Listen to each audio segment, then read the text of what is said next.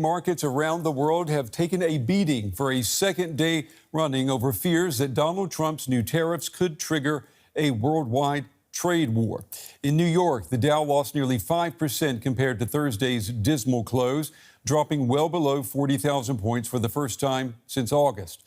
Meanwhile, the biggest target of Trump's tariffs is hitting back. China says that it will match the U.S. tariffs on Chinese goods 1-to-1. China announces retaliatory tariffs against the U.S. on state TV. A 34% tax on all American goods will take effect next Thursday. It comes after the U.S. announced sweeping tariffs on imports from nations across the world. Washington listed China as one of its so-called worst offenders for trade imbalances. Some Chinese consumers say the tariffs will likely impact their buying habits.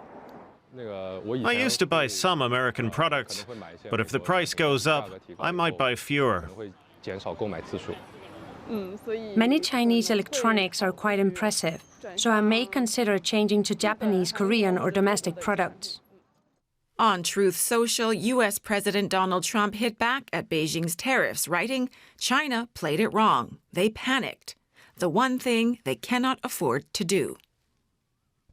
U.S. Secretary of State Marco Rubio says that markets will adjust to Trump's tariffs. Speaking in Brussels, he said that a global trade reset is needed. We have to be a country that thinks we're the largest consumer market in the world, and yet the only thing we export is services. And we need to stop that. We need to get back to a time where we're a country that can make things, and to do that, we have to reset the global order of trade. Trump claims the tariffs will boost the U.S. economy in the long run, but critics predict the opposite. The total levy on Chinese goods sold in the U.S. now stands at 54%. Beijing has filed a complaint with the World Trade Organization. Global markets are rattled as the standoff between the world's top economies intensifies. Well, I'm joined now by George Magnus. He's an economist at the China Center at Oxford University. Mr. Magnus, it's good to have you with us this evening. I want to bring up a post that U.S. President Trump posted on his Truth Social earlier today when he heard about the Chinese tariffs. He wrote, "China played it wrong. They panicked. The one thing they cannot afford to do." Let me ask you, how do you read this? Are we seeing here China panicking? No, I wouldn't say it's a panic announcement measure. I would say that the tit for tat, which they did announce, along with several other measures that are aimed at U.S. companies or exports to the United States, speaks two things to me. One is pique. They're really angry at the United States and what they call unilateral bullying, which is how they describe Trump's tariff strategy. And it's a call to arms, I think, to other countries to join with China in standing up to the United States. So, is it a panic? I mean, it's certainly unexpected. I don't think people expected the Chinese reaction to be quite as escalatory as it turns out to be. And it kind of puts off, I think, for the time being, any hope of a deal between America and China that might pacify things for a while. Yeah, we're seeing here now this trade conflict between the world's two largest economies. I'm wondering, how risky is it right now, would you say, for U.S. President Donald Trump?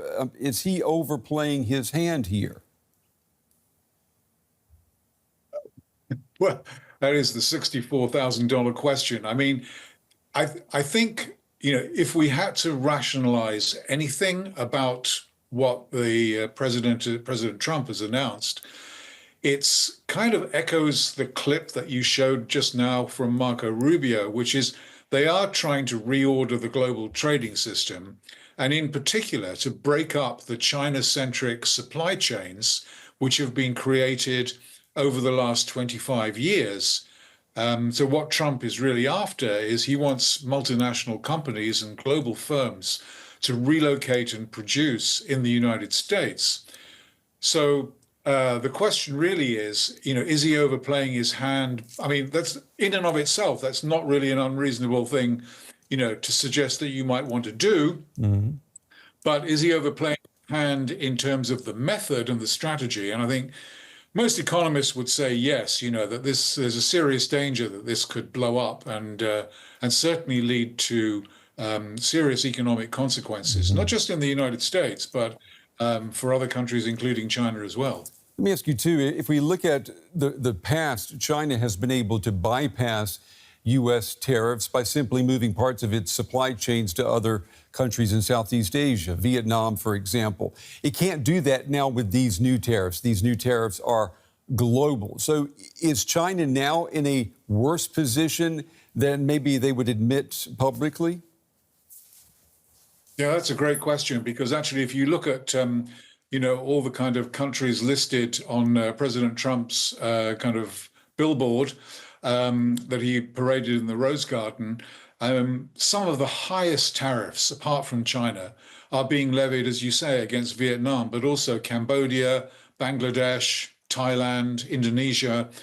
So these are all countries that figure prominently in the what I call the China-centric supply chains, but also the transshipment of Chinese goods. In other words, goods that are basically shipped to other countries and in turn to the United States, say, to either obfuscate or hide country of origin or to evade sanctions or controls and so on. So in this sense, I think it's going to be much more difficult for China to use the supply chain network to avoid tariffs than it found, let's say, in 2017-18. Mm-hmm. And considering all of this, how likely is it, do you think, that China is going to seek new trade agreements with the European Union, for example? I mean, is Donald Trump, is he pushing the Chinese and the Europeans closer together? Is this the end of de-risking for the Europeans?